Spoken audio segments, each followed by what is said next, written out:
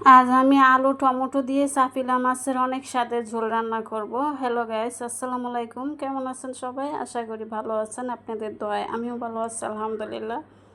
চুলায় একটা তাওয়া বসিয়ে দিয়েছি, দিয়ে আমি তেল দিয়ে দিয়েছি। তেলটা গরম হয়ে গেছে। এখন চাপিলা মাছটা আমি বেছে নেব।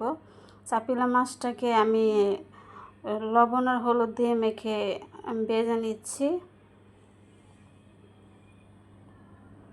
তো চাপিলা মাছটা এক পাশ হয়ে গেছে, আমি উল্টে দিচ্ছি। আর এইভাবে টমেটো আর আলু দিয়ে চাপিলা মাছটা ঝোল রান্না করলে খুবই টেস্ট লাগে খেতে, খুবই মজা হয়। তো এই পর্যন্ত আপনারা যারা ভিডিওটা দেখতেছেন, প্লিজ একটা লাইক দিয়ে আমার ভিডিওটা ফুল ওয়াচ টাইম করার অনুরোধ রইল। আমি মাছটাকে ভালো করে ভেজে নেব, একদম ভাজা ভাজা করে নেব মাছটাকে। এখন আমি চুলায় একটা কড়াই বসিয়ে দিয়ে আমি পেঁয়াজ কুচি দিয়ে দিয়েছি, দিয়ে আমি তেল দিয়ে দিয়েছি, দিয়ে আমি এখন পেঁয়াজটাকে ভেজে নেব। পেঁয়াজটাকে একদম পুরা ভাজবো না, একটু নরম করে নেব খালি।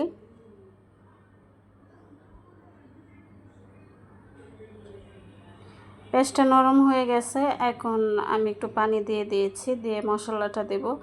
আর এখানে আমি বাটা মশলাটা ইউজ করব না, কারণ ইলিশ মাছ আর চাপিলা মাছে বাটা মশলা আমার কাছে ভালো লাগে না, তাই আমি দেই না। আমি শুধু মরিচের গুঁড়া, হলুদের গুঁড়া আর ধনিয়া গুঁড়াটা দিয়েই রান্না করব, এতে অনেক টেস্ট হবে খেতে। আর ইলিশ মাছ, চাপিলা মাছ, এই মাছটিতে বেশি মশলা মানায় না, যত কম মশলা দিয়ে রান্না করা যায় ততই ভালো। আমি লবণ দিয়ে দিয়েছি, দিয়ে মশলাটাকে আমি কষিয়ে নেব। আমি ঢাকনা দিয়ে ডেকে মশলাটাকে কষিয়ে নিয়েছি। এই দেখুন তেলটা ছেড়ে দিয়েছে, তেলটা উপরে বেশি উঠেছে। এখন আমি ফালি ফালি করে কেটে রাখা আলু আমি দিয়ে দিয়েছি। এখানে মাঝারি ছোট ছোট দুটো আলু আমি চিকন চিকন ফালি করে কেটে দিয়েছি, দেখুন। দিয়ে একটুখানি নেড়ে ছেড়ে নিয়ে আমি ছোট ছোট দুটো টমেটো আমি এখানে কেটে দিয়েছি।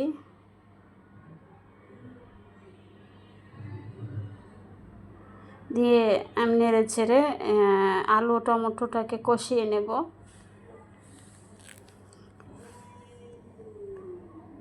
আলু টমেটোটাকে আমি ভালো করে কষিয়ে নেব, যেন কষানোর মধ্যে আলুটা সিদ্ধ হয়ে যায়, এরকম করে আমি কষিয়ে নিয়েছি। আর দেখুন একদম তেলটা ছেড়ে দিয়েছে, একটুও পানি নাই। এখন আমি পানি দিয়ে দিয়েছি, ঝোলটা দিয়ে দিয়েছি, দিয়ে আমি নেড়ে ছেড়ে দিয়ে আবার ঢাকনা দিয়ে ডেকে রান্না করে নেব।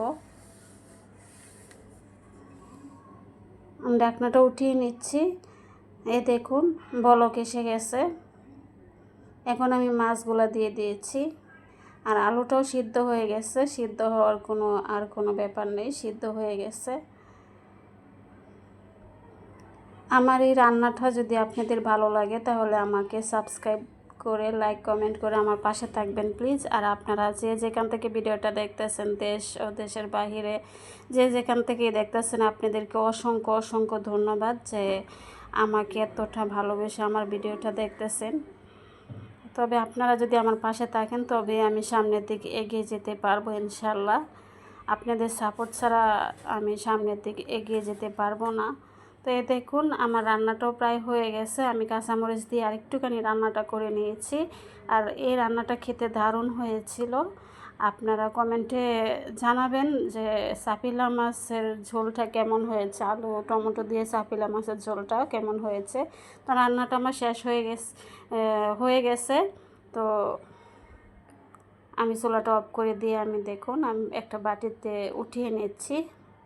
আপনারা বলবেন। আর রান্নার কালারটাও খুব সুন্দর এসেছে, খেতেও খুব মজা হয়েছিল। ধন্যবাদ আপনাদের সবাইকে।